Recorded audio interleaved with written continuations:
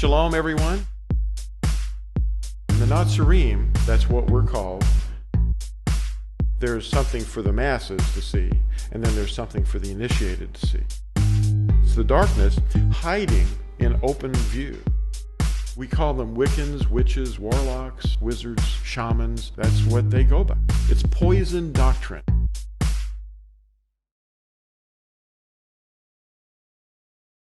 My name is Lew White, and you're at Torah Institute today.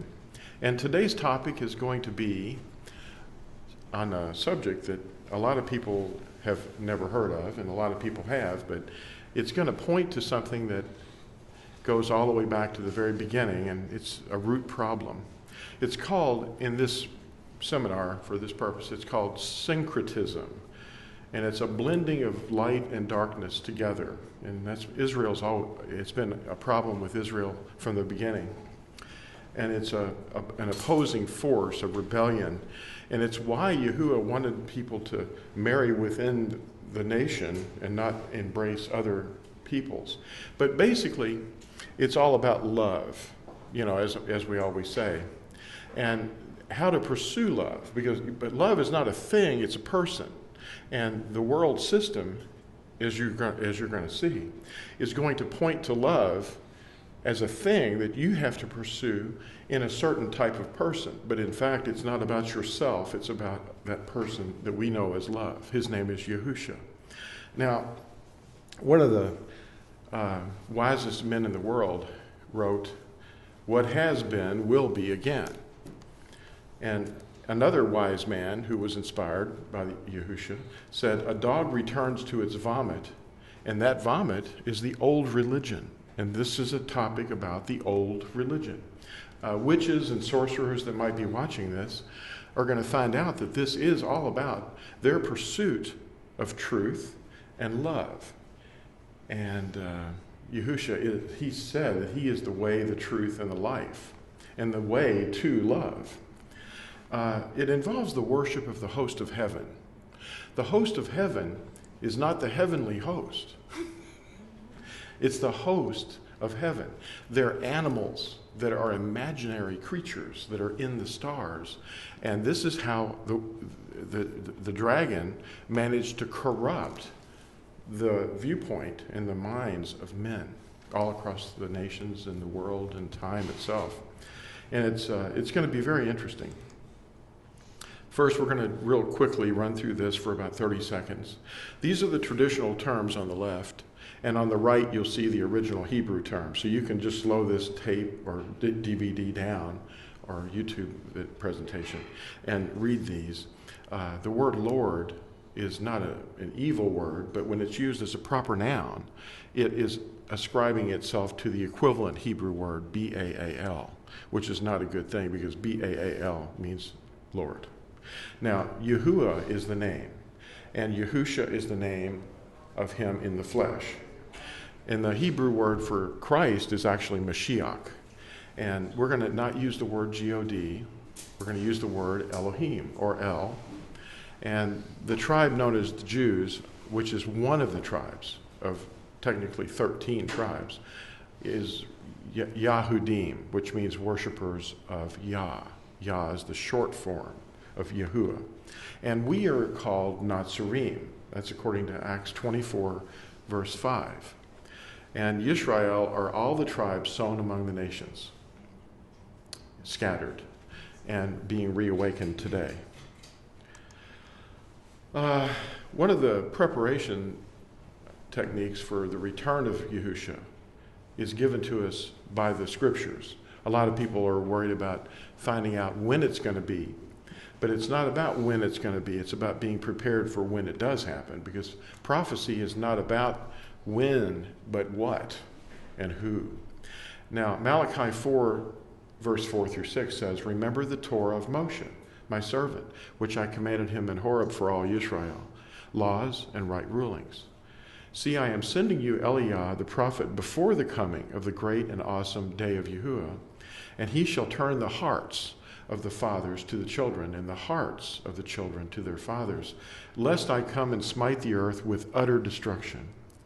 Now, it's talking about the Torah of Moshe, and that is today in this world by people who claim to follow the Messiah, it's spoken of as evil. So what is good is called evil, and what is evil is called good. And I'm going to show you how that happens. This is the Torah of Yahuah. It teaches us love, and it's a person. This is his personality. Number one, I am Yahuah, your Elohim. Have no other before my face. Now, what do we see when we look up in the night sky? I want you to think about that. And then I'm going to bring you back to that remembrance. Number two, you do not bow to images. Images. Number three, you do not cast the name of Yahuah, your Elohim, to ruin. Number four, remember Shabbat to keep it Kodesh. That means to be set apart. That's a day of the week, by the way, and it also has ramifications for annual festival days, days of rest. But it's primarily, and first, it's a day of the week, the seventh day. Now, number five, respect your father and your mother. Number six, you do not murder. Number seven, you do not break wedlock. Number eight, you do not steal. Number nine, you do not bear false witness against your neighbor. Number 10, you do not covet your neighbor's wife, house, field, servants, or anything that belongs to your neighbor. And these things produce love. That's what they're designed to do. Now, love is achieved in another way according to the world system. The world system embraces the pursuit of love through a selfishness where you are attracted to someone because of the world system's plan. And I'm going to show you what that is. It's the old religion. Now, this first part that I just read to you is the covenant between Israel and the maker of the heavens and the earth, Yahuah. And it is our relationship. It's a marriage covenant. And it's an eternal covenant of love. It's literally our marriage vows, and it's written in our heart if we receive it. Now, it teaches us how to love, but instead the world is going to receive folly because it's called astrology. That's one of the terms for it. It's involving zoo animals, a zodiac, and stellar patterns are prohibited in the scriptures.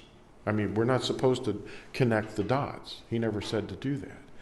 That is what the adversary, the dragon, did, in order that when we look up at the night sky, we see those things and we're reminded of what the dragon did to corrupt our hearts.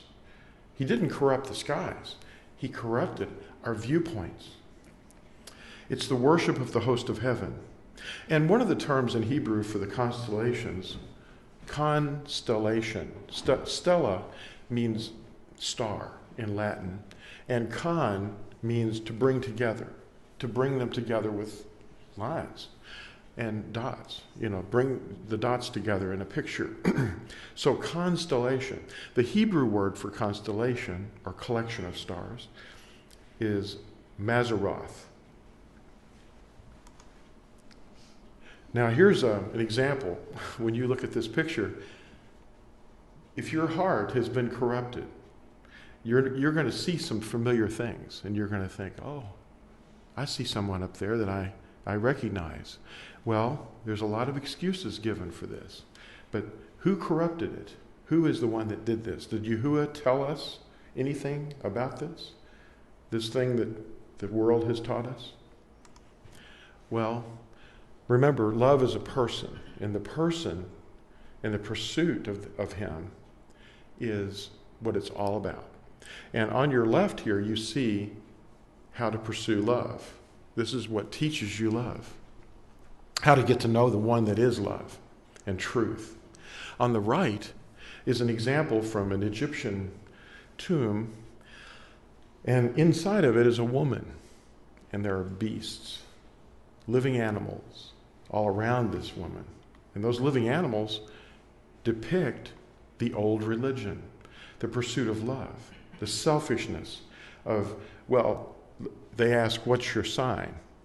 So that we can find out what month and day you were born, and what year it was so that we can track back through the hour watching, the horoscope. Well, who is this woman? Are you going to build on this system, the world system, or are you going to build on the true foundation? See, the person whose character is reflected in these words. But who this woman is the harlot that's mentioned in Revelation 17, and the beasts. And who gives the power to this woman and the beast? Well, now, what deception has spread like leaven into the whole world? See, we have a proneness to rebel. That's the way we're wired. And there's an astronomical clock. There's that word, astronomy, which is talking about the astral design the world system has taught us. It's built in 1410, this clock tower, and it's in the city of Prague, and it's on the face of one of the, I think it's the southern wall of the government building there, and it's in the Czech Republic today. It's over 600 years old, built in 1410, and it's the oldest actual working clock. But this pattern that's depicted on the clock you see up here is 4,200 years old. It was actually the old religion designed by Nimrod and Semiramis and Tammuz. And it involves Babel's Zodiac.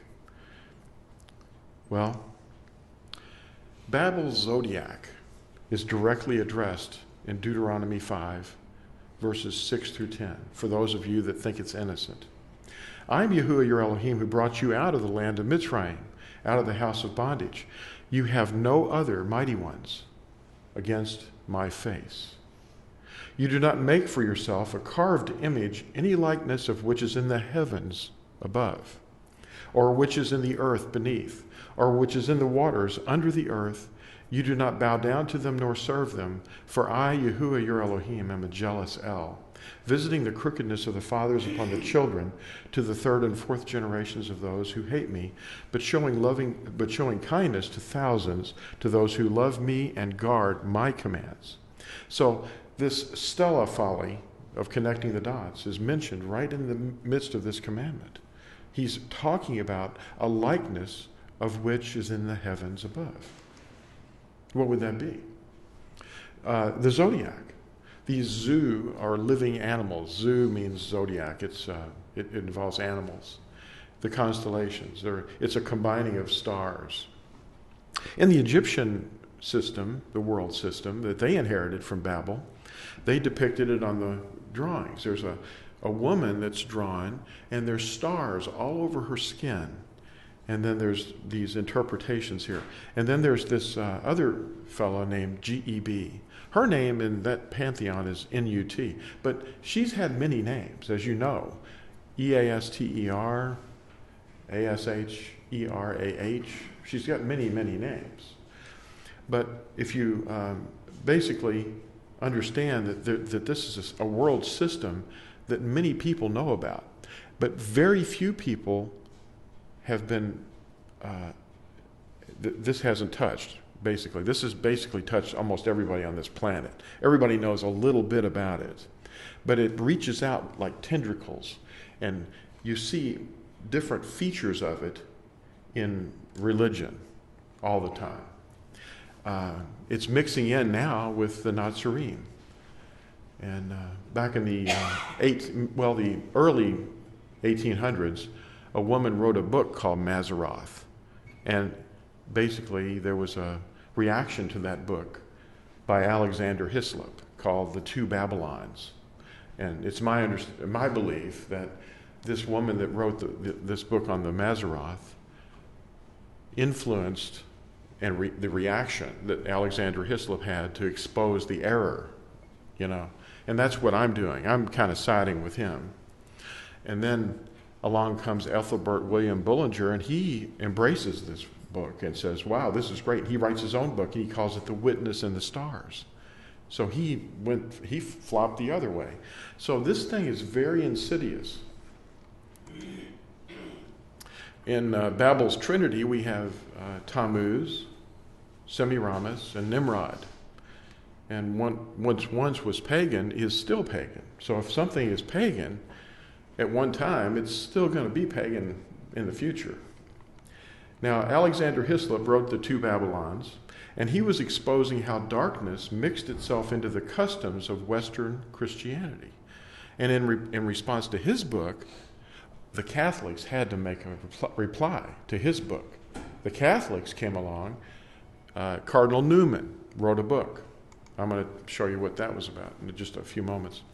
Deuteronomy 4, starting at 15, says, "Therefore diligently guard yourselves, for you saw no form when Yahuah spoke to you at Horeb out of the midst of the fire, lest you should do corruptly and shall make for yourself a carved image in the form of any figure, the likeness of male or female, the likeness of any beast that is on the earth, or the likeness of any winged bird that flies in the heavens, the likeness of any creature that creeps on the ground, or the likeness of any fish that is in the water under the earth, and lest you lift up your eyes to the heavens."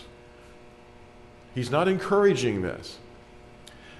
"And shall see the sun and the moon and the stars and all the host of the heavens, and you be drawn away into bowing down to them and serving them, which Yahuah your Elohim has allotted to all the peoples under the heavens." So he's given these things to all the peoples under the heavens, but they're not to be bowed down to. You hear people say, "Well, what's your sign?" It's because they're looking for love, and they want to know in their astrological formulations whether or not you're compatible, because they're selfish. See, it isn't about self, it's about Yahusha. If you put on Yahusha, then you have love, you see. They have charts and readings and daily horoscopes on TV and print and online, and they use mediums, astrologers, and prognosticators under different titles.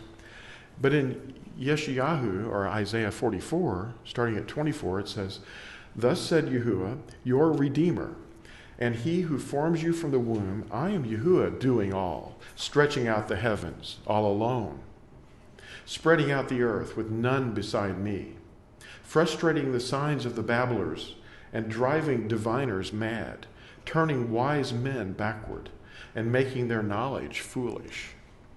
They have real complicated systems, as I'm sure many of you are aware.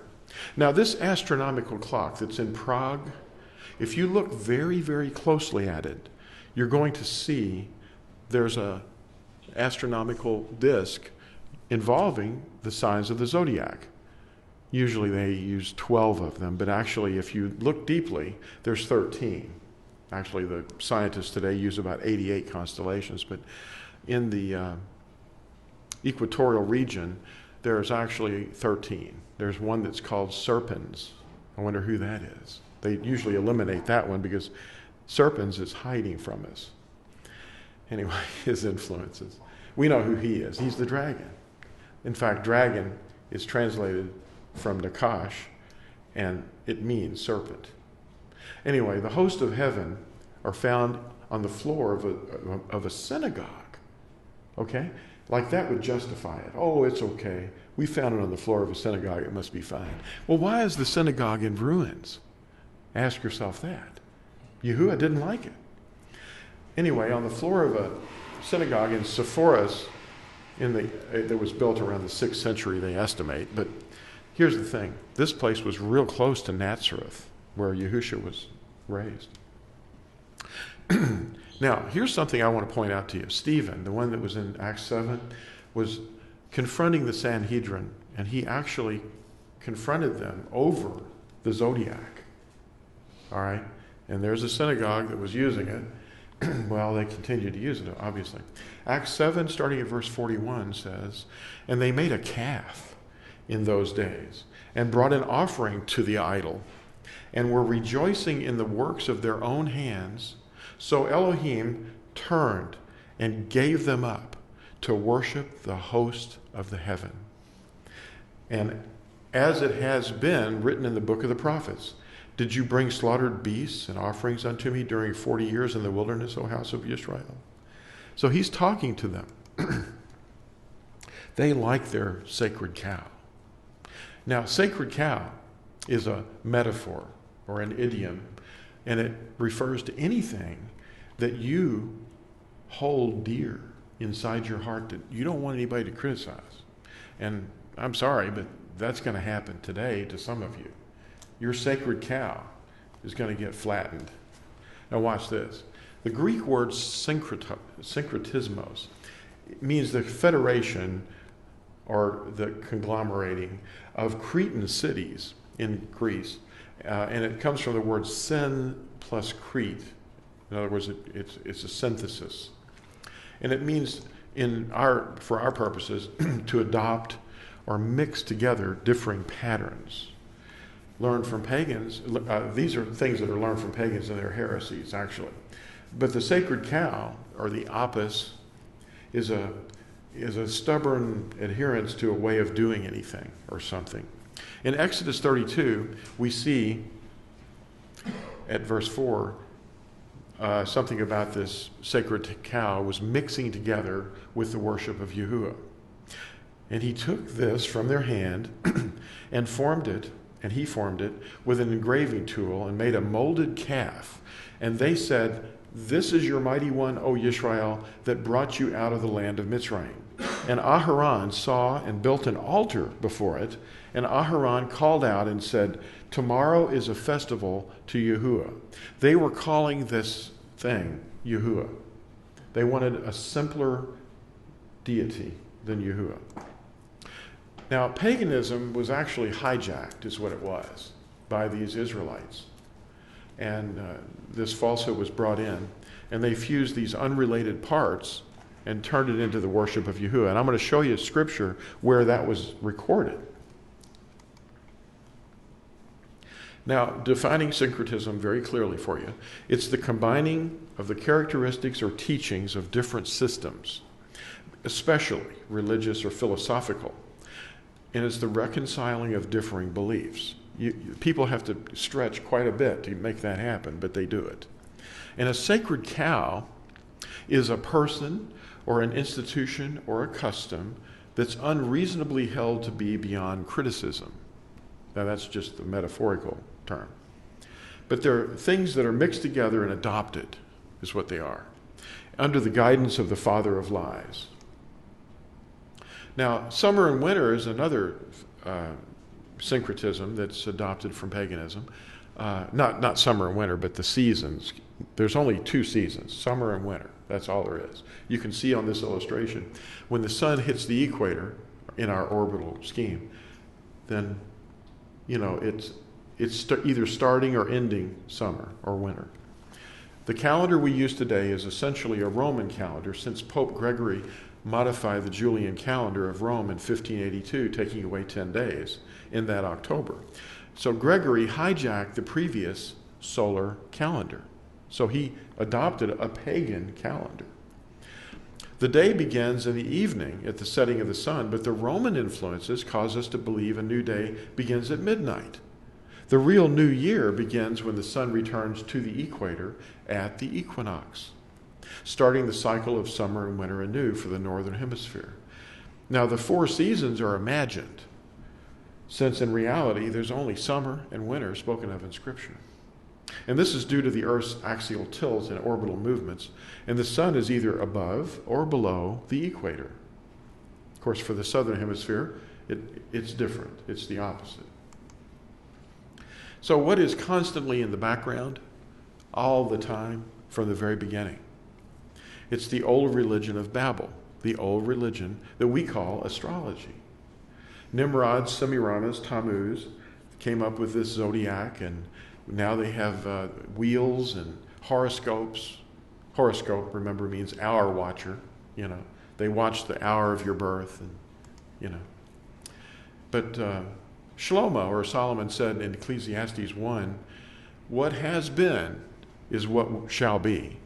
What has been done is what shall be done. And there is no new matter under the sun.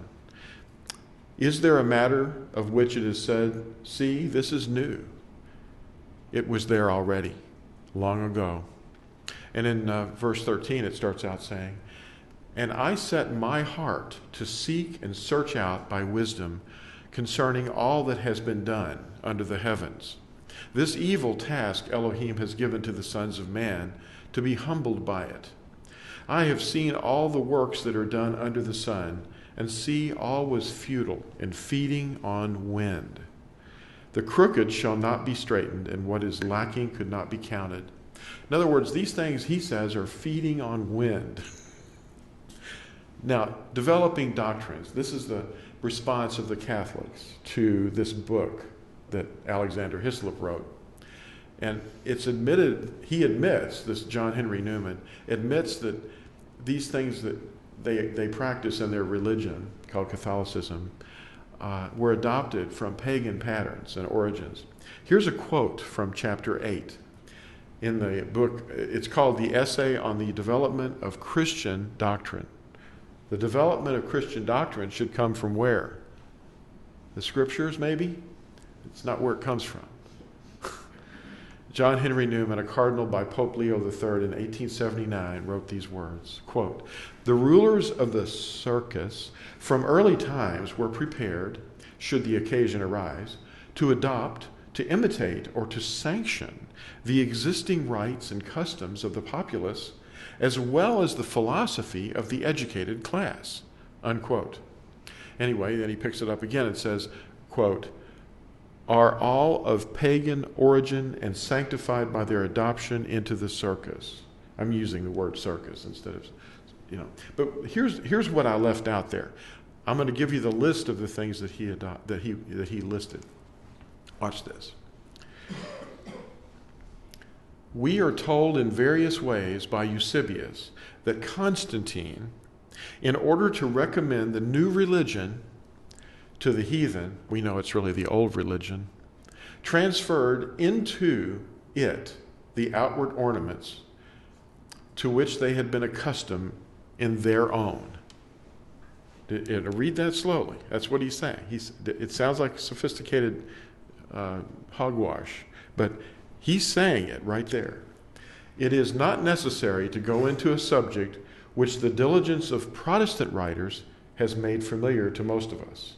The use of temples and those dedicated to the particular saints and ornamented on occasion with branches of trees, incense, lamps, and candles, votive offerings on recovery from illness, holy water, asylums, holy days and seasons. Holy days and seasons? Holy days? What? Use of calendars, processions, blessings on the fields, sacerdotal vestments, the tonsure, which is the haircut, the ring in marriage, turning to the east, images at a later date, perhaps the ecclesiastical chant, and the Kyrie eleison are all of pagan origin and sanctified by adoption into the circus. Okay. You'd have to be pretty slow not to pick up what he was saying there. It's a monstrous thing. Now, these are unrelated combinations that were all put together, making this system a monstrosity, a chimera, different parts all blended together into one. Syncretism undermines the foundation. Now, the foundation is Yahushua himself. He's what we build on. Did he teach us this stuff? No. The foundation is that Yahushua is the way, the truth, and the life.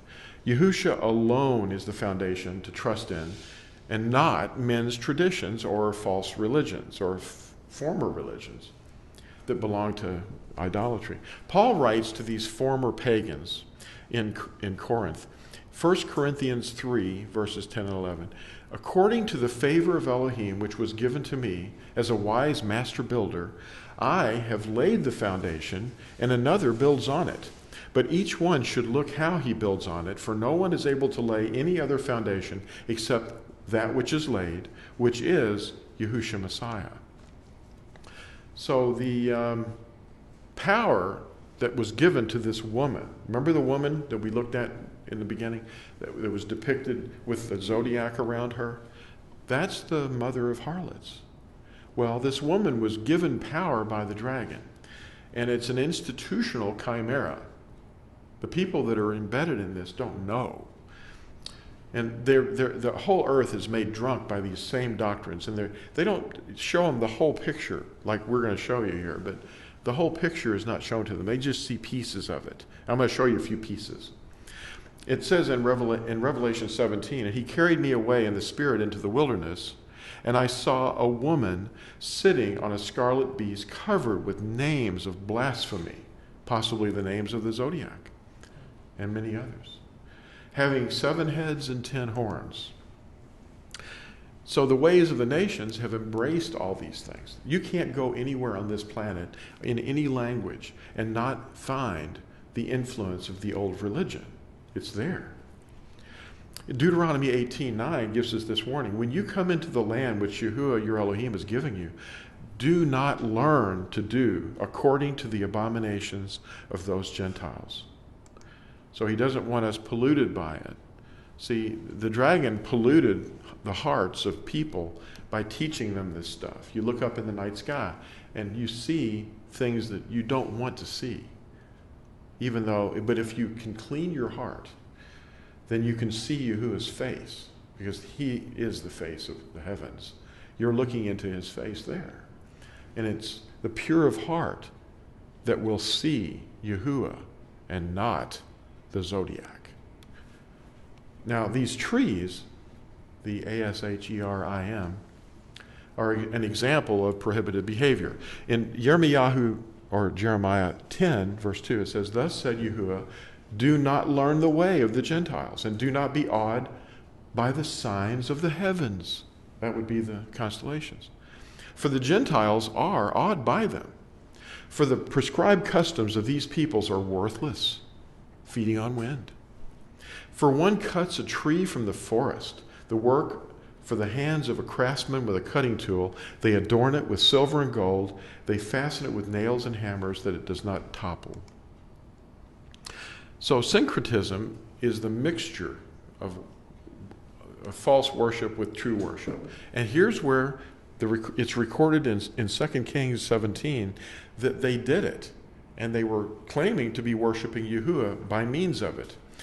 And the men of Babel made Succoth Benoth, and the men of Cuth made Nergal, and the men of Hamath made Ashima, and the Awites made Nibhas and Tartaq, and the Sephirites burned their children in fire to this deity, Adrammelek,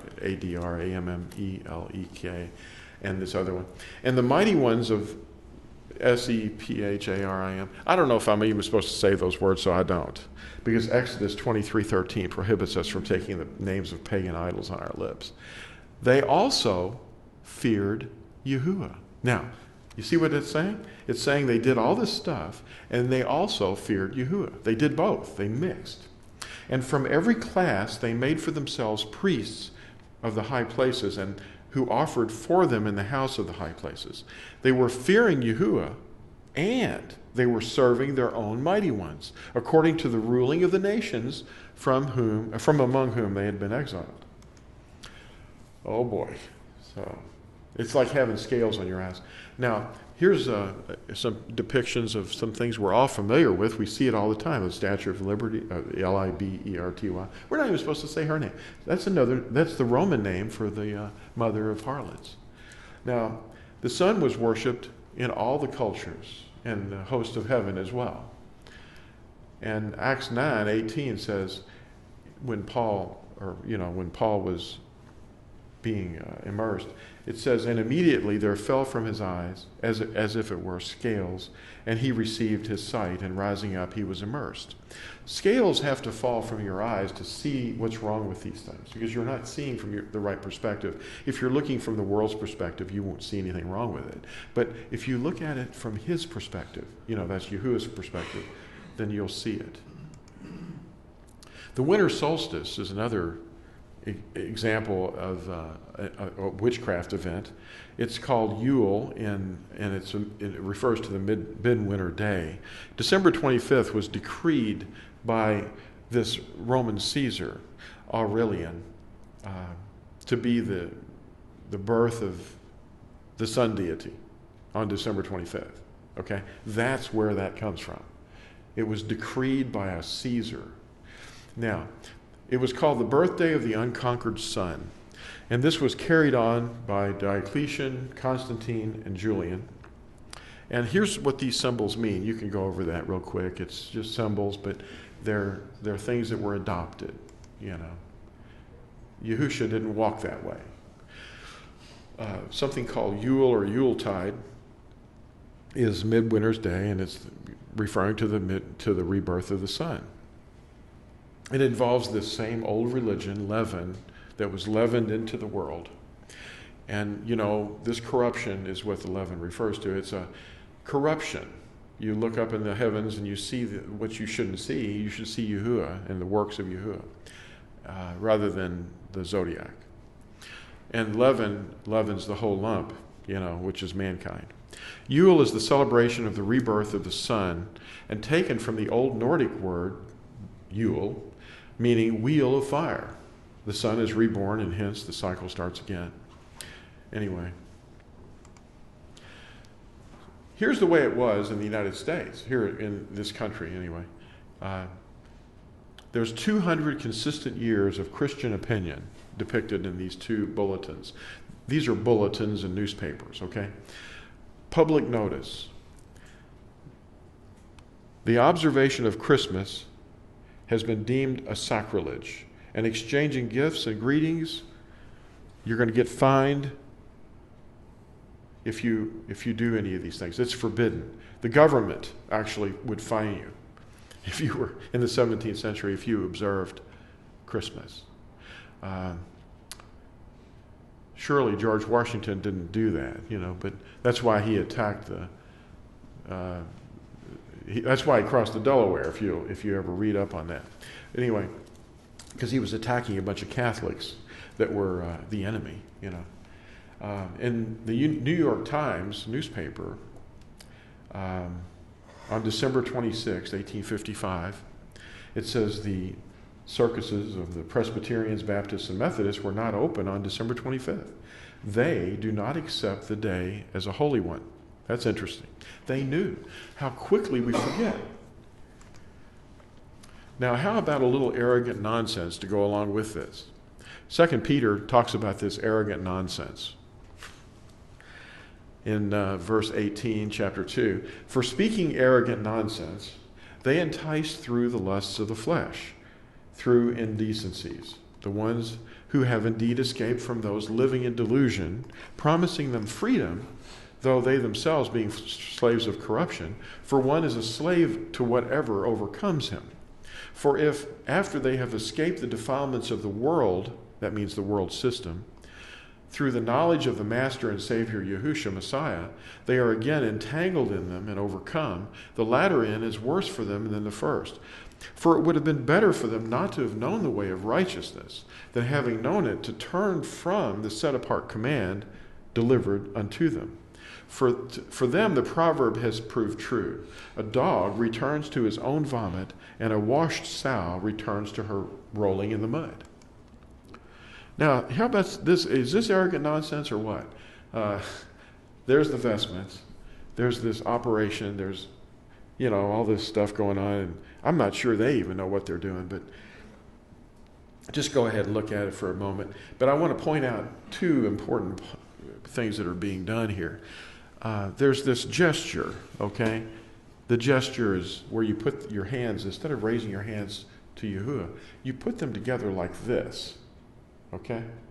And maybe bow, you know. All right. That's a process that was learned from the East. Now, that's called namaste.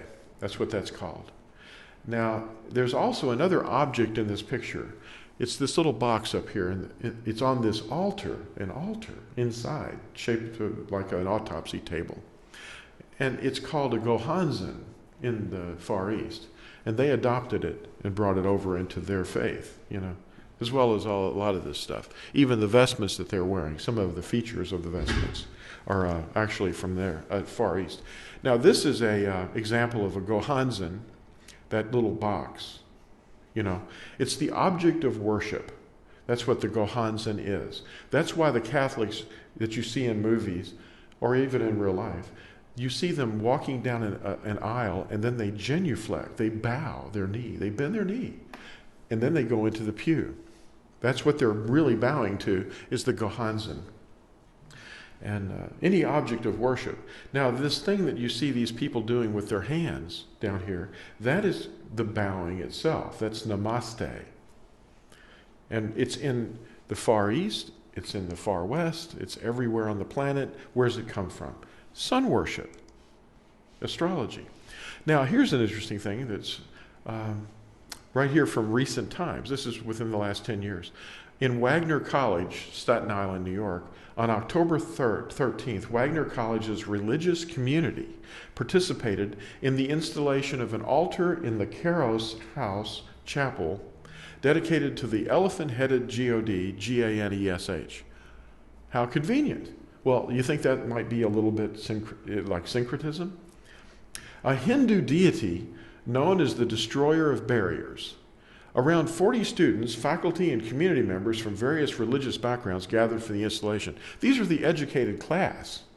They don't get more educated than this. This gentleman, a priest from the Staten Island Hindu temple, presided over the Hindu worship service, conducted in Sanskrit to invoke this deity, that they worship, the elephant-headed deity. After a purification ritual, which probably involves smudging, he presented offerings of water, incense, and food, singing a hymn, reciting the 108 names of the deity. Following the service, the food offerings were shared with all in attendance as part of the blessing. The installation of the Ganesh altar was the fruit of 2 years of conversation about creating a Hindu presence at Wagner College. So there was a conversation about creating a Hindu presence. The chaplain, Richard Michael, who is also the pastor of Trinity Evangelical Lutheran Circus in Stapleton, Staten Island, is actively involved in promoting the interfaith dialogue at the college and in the larger community. He believes the addition of the Hindu worship space in the Caros House Chapel will enrich the lives of all Wagner students. It's going to widen the gates of hell is what it's going to do. But anyway, it's interesting, though, that they're all doing this stuff that I just told you about, the gesture. Now, don't criticize people when you see them doing it. They're doing it in total ignorance because the Gentiles are in ignorance. They don't know. And there's another picture of a Gohanzen and the Namaste. Okay. Anyway, these are things that are like what happened in the days of Aharon and Moshe. Aharon's 2 sons did something. It was called a strange fire. In Leviticus 10, starting at verse 1, it says, "And Nadab and Abihu, the sons of Aharon, each took his fire holder and put fire in it and put incense on it and brought strange fire before Yahuah, which he had not commanded them. And fire came out from Yahuah and consumed them, and they died before Yahuah." So when we build an assembly hall, and we put in the floor or on the walls the Zodiac, what do you think Yahuah thinks of that? Pagan traditions were hijacked by Israel, and they always have been. 2 Kings 17, starting at verse 34, says, "To this day they are doing according to the former rulings.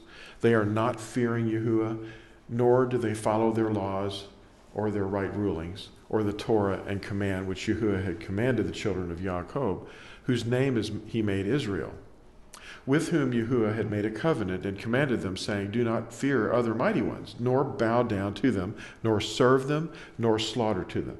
But Yahuah, who brought you up from the land of Mitzrayim with great power and with an outstretched arm, him you shall fear, and to him you shall bow yourselves, and to him you shall slaughter, and guard to do forever the laws and the right rulings and the Torah and the command which he wrote for you. And do not fear other mighty ones, and do not forget the covenant that I have made with you, and do not fear other mighty ones. But fear Yahuah your Elohim, so that he delivers you from the hand of all your enemies. And they did not obey, but did according to their former ruling. So these nations were fearing Yahuah and served their carved images, both their children and their children's children. As their fathers did, they are doing to this day. Now, how about a little sacrament action with that pillar and green tree? Well, pillar and green tree, yeah. 2 Kings 17, verse 9. And the children of Israel secretly did against Yahuah their Elohim matters that were not right. And they built for themselves high places in all of their cities, from watchtower unto the walled city, and set up for themselves pillars and Asherim on every high hill and under every green tree, and burned incense there on all the high places, like the Gentiles whom Yahuah had removed from their presence. And they did evil matters to provoke Yahuah, and served the idols of which Yahuah had said to them, do not do this. The garments that people see that they think are religious garments, they're a position of rank. They're sophists. They wear these things, and you see it happening all the time. Activities that you see. There's the man of the clerical collar. Oh yeah. Anyway, there's a lot of sacred cows. I told you about them, and you're going to get your toes stepped on if this stuff is important to you. But the Zodiac is dear to a lot of people. And, collars, ashes, statues, cruxes, monks, nuns, steeples, holy water. Okay. And you can install the third eye right there. You got it right there. Get the mark for it there. The Greek hat. Okay, now this is going to be another sacred cow, but I want you to find this in the scriptures if you can. Now, the Greek hat of Hermes is the hat of the deity of wisdom. It's the hat of a scholar. And it actually honors a pagan idol. Now watch this. The record of the Greek hat imposed on the Yahudim by Antiochus IV is recorded in 2 Maccabees chapter 4, verse 12. He quickly established a gymnasium at the very foot of the Acropolis. That's the foot of the temple, where he induced the noblest young men to wear the Greek hat. The Greek hat was the same hat seen worn by the Pope and the cardinals, and is direct evidence of syncretism. The Kohanim wore linen hats when they were actually practicing in the temple. They wore wool outside, which is like their physical bodies or the wool, and the linen garments represent their spiritual bodies. The linen and the wool. That's why you don't mix them. They put on the linen when they went into the place where they were to worship and prepare the foods. Now, they did not wear hats all the time, trying to show piety or humility as seen today. Neither piety nor humility would have been the purpose of wearing the hat.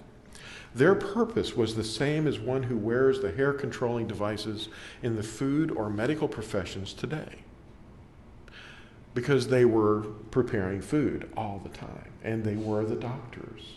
That's what their job was.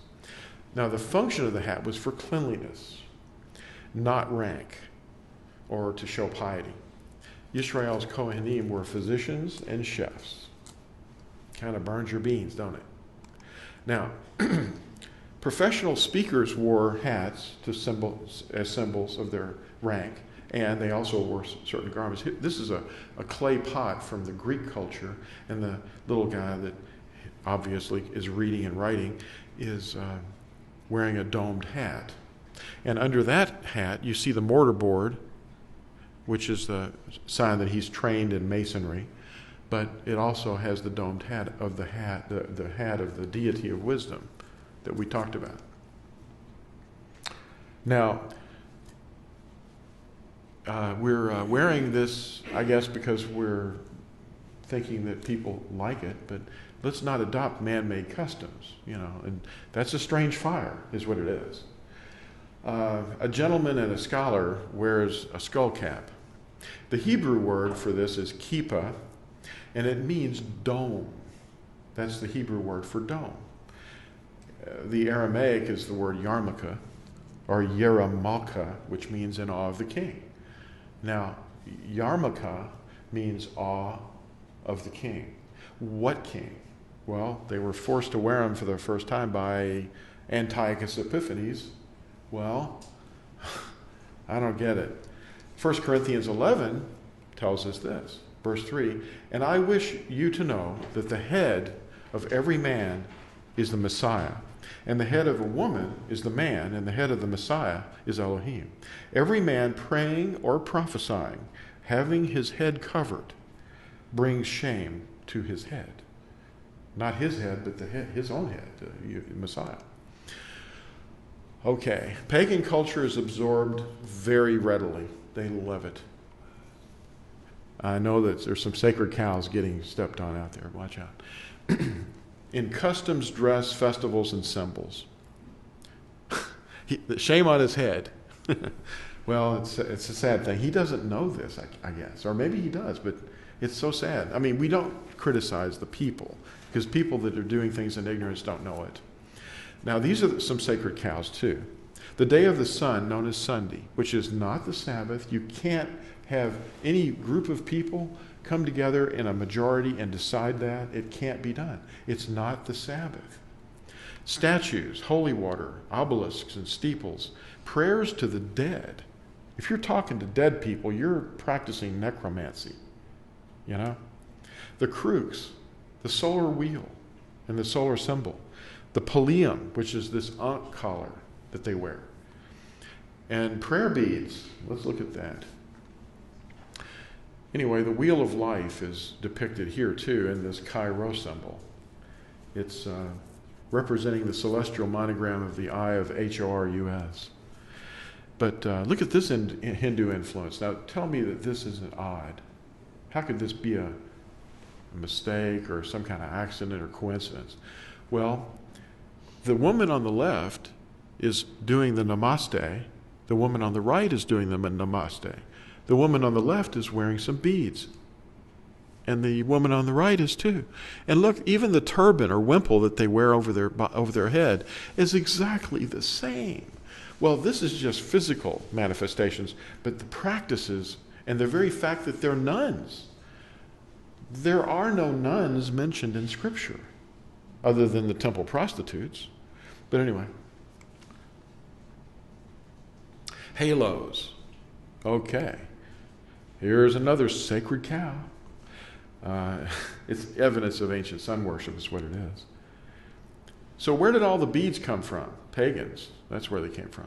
Matthew 6, verse 7 tells us, Yahushua's own words, "And when you're praying, do not keep on babbling like the Gentiles, for they think they shall be heard for their many words." Now, down here, on the left, we have the Buddhist beads, and we have the Catholic beads in the middle, and we have the Islamic beads, and there's usually names of deities involved. Praying to the dead.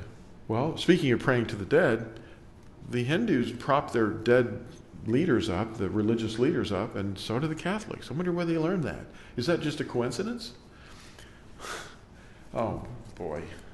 They venerate dead bones, too. Now, venerate means to worship.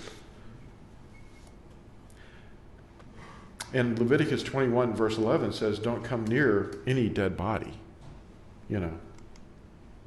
Now, in Jeremiah, it says, don't learn the ways of the Gentiles, and don't be awed by the signs of the heavens. Now, the signs of the heavens, remember, is the Zodiac.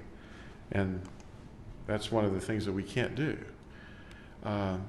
So we have to stay in fellowship with him. In 1 Yahuah, or 1 John 1, starting at verse 6, it says, if we say that we have fellowship with him and walk in darkness, then we lie and we are not doing the truth. But if we walk in the light as he is in the light, we have fellowship with one another, and the blood of Yahushua Messiah, his son, cleanses us from all sin.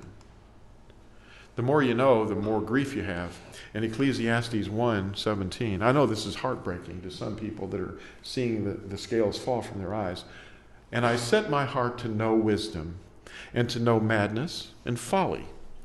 I know that this too is feeding on wind. For in much wisdom is much grief, and he who increases knowledge increases suffering. Now, here's the thing.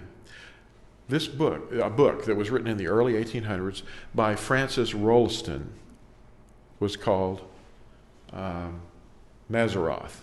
Mazzaroth means constellations. She was claiming that she rediscovered an ancient truth that Adam and Yahuah and all the early people passed down by word of mouth, that the message of deliverance was in the Zodiac. And she rediscovered it. Oh, yeah.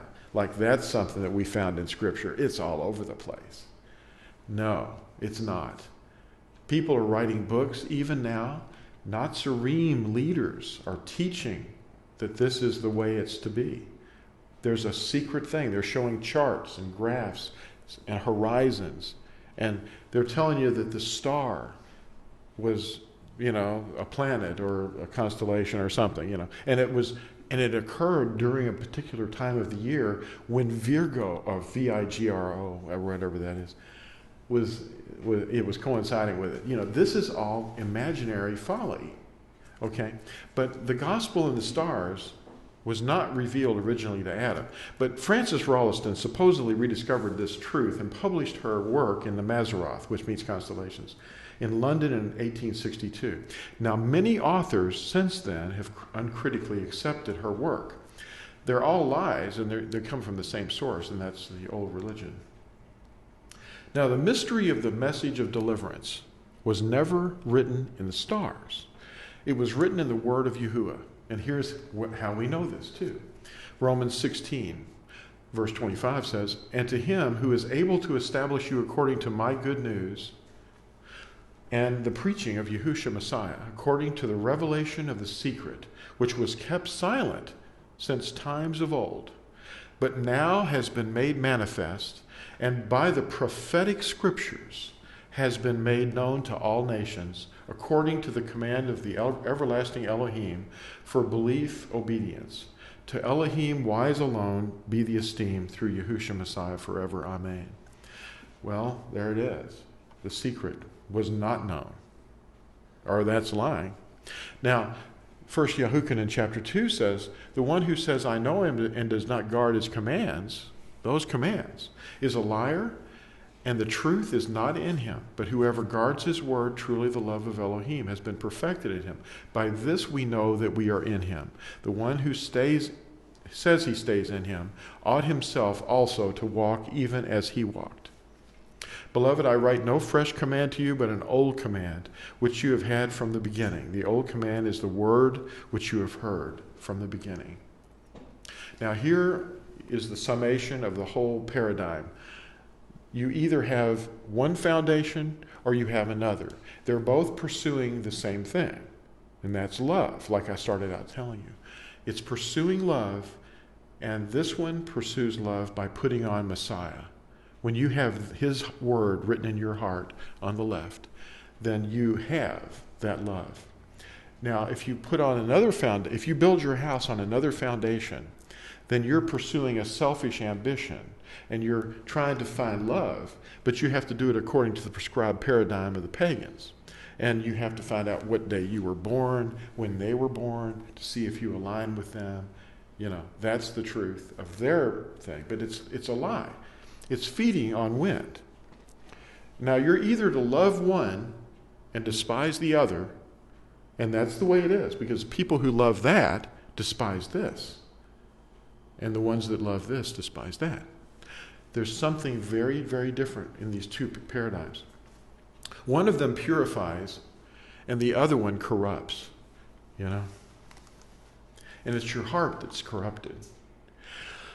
Now, but from there, this is Deuteronomy, I believe Deuteronomy 4.